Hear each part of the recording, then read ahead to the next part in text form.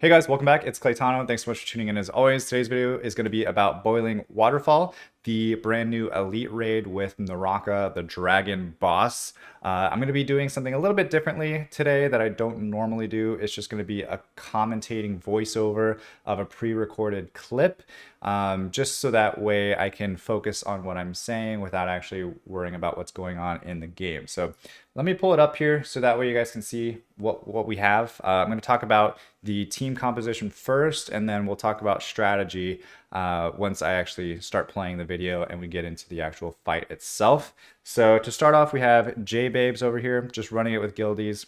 I really recommend running it with guildies because there's a lot of different coordination that needs to happen. If you are running it in publics, then you'll probably want to talk amongst yourselves before going into the fight of who's going to bring what, at least for right now until people get stronger and we could just kind of face roll the boss. But for right now, it is pretty difficult. So J-Babes is running the Annabelle, Lupinus, and Karambit. So Annabelle is the water occult girl. This is for healing, and I believe she also has a cleanse as well. Two great things for this boss. Really though, the healing is the main thing, because if you get your HP up to 100%, then it's going to remove the dots, which is almost the most deadly thing about this boss. As long as you remove the dots by getting up to 100% HP, you're good to go. So Annabelle is our soul healer, and then he has two ignore beneficial effect damage dealers, one being the Wind Magic Knight, the other one being the Fire Raven, which you can get for free. If you don't have the Wind Magic Knight, you can definitely go with Helia as well, or some type of other support if your team needs it. That's pretty much it. The reason why you need to bring ignore beneficial effect damage is because when the boss puts up his invincibility, the only way to get through it is by doing enough damage through invincibility, which is kind of a ridiculous mechanic in my opinion. But you have to do enough damage through the invincibility before the time runs out, and he increases his ultimate gauge. So it's kind of like a damage check as well. But if we move over to me, what I'm running here is Wind Staff for Defense Break and Brand. Defense Break is on skill 2, Brand is on skill 3. As long as there's 4 defense breaks on the boss. I'm gonna run Bastet to help basically it's a secondary support to Annabelle. So as long as everybody has shields and we get burned, it's gonna still tick down from the shields first. But then if the shields are gone, it's gonna start taking your HP, and then it should be enough for Annabelle to kind of cycle back through her skills and re-cleanse everybody. I have Camille in here, which I'll switch out to Lupinus once we get in there, again for the same reason that J-Babes has. The only reason why I have her in there right now is just to get the bonus buff before we go in. I also have Karambit for the damage as well. And then Ginger is running Croa, Helia for the defense break and Brand, and then we have Karambit as well. So I'm going to go ahead and play it, and as we get into it, I'll kind of talk about the tactics that are going on. Because there's a lot, and there's a lot of different damage checks.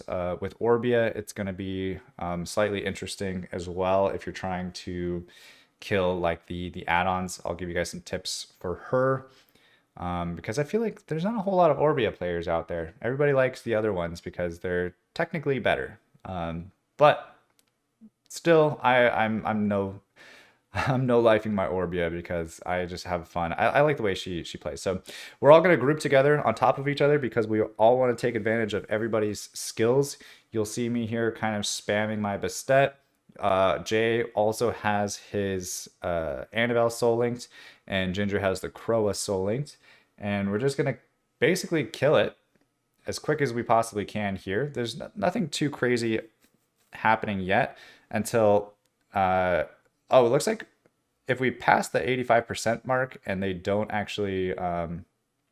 he's not going to run up and like do the heal block skill. We were able to kill past the invincibility pretty quickly. We're still keeping up our our shields and our cleanses when we need to, staying stacked on top of each other for all the buffs to hit each other. And then we all break off and go to our respective shrines. I'm going to switch over to my water staff just so that way I can have a little bit of CC here.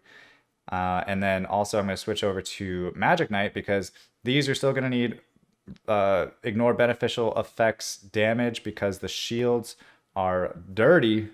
They are definitely tough to break through just with straight damage, at least for now anyway. So using Magic Knight is really easy. You could also use Karambit as well, but having damage plus some CC just by freezing them, hopefully. I got a lot of boss animations on me over here. Definitely don't want to get burned, because if you're alone and you get burned, pretty much GG. Especially since, you know, J-Babes has the healer and the cleanser over there. So don't get burned. Make sure you guys are dodging skill shots during this phase, because this is when you're the most vulnerable.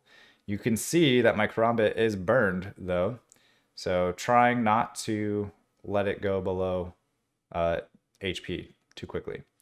Actually, everybody's burned, so I'm gonna run out here and try to get to Jay as quickly as I possibly can, so that way the Annabelle can heal me. I'm gonna go ahead and pop the Bastet shield, and there we go. There's the heal, the cleanse. It removed the heal block that was on my Karambit as well, and so we're in good spot. Broke through the invincibility once again, hitting him with the defense breaks, and for the most part, it's 100% win rate. There's a couple different like RNG things where the burning lava on the ground can just burn you, or it can be in front of like your shrine or something. So that kind of sucks. But yeah, the main thing is you don't want to let any unit die. You don't want to let any of the summoners die, and you don't want to let your shrines die, because your shrines are what stand in between you and the boss's big bad ultimate. And the boss knows. Sometimes those shrines will just disappear, and you'll be like, why did my invincibility disappear? Well, it's because somebody died, or somebody let their shrine die, or something happened. Got myself a nice little Dragon Wrath necklace that actually added a lot of power to my Orbia. So happy about that. But that's gonna be it for today's video, guys. Hopefully this helps. Even with having a guide on how to do it, it's a lot easier said than done for right now. Even my monsters are having a difficult time. I'm gonna build Karambit, building up Lupinus a little bit as well. I have my Helia, so those are the key units that I'm using for this raid for right now. Eventually, I'm hoping that I'll just have my Karambit built and don't have to worry about it, just being able to do enough damage with Karambit just by himself. But other than that, guys, thanks so much for watching. As always, stay soupy, don't be potatoes, and I will see you guys